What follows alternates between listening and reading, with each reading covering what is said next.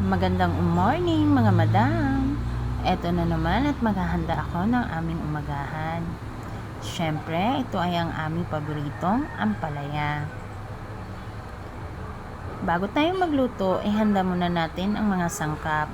Meron tayong bawang, sibuyas, kamatis at siyempre ang itlog.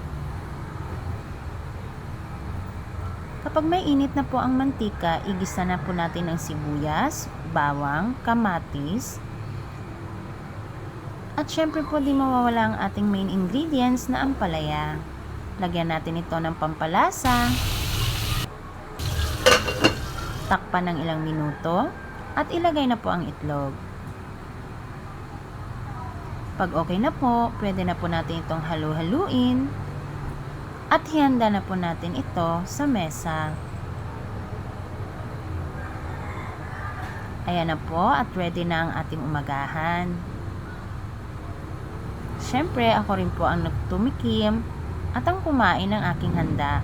Kasama ko pa rin po ang aking mga anak niyan.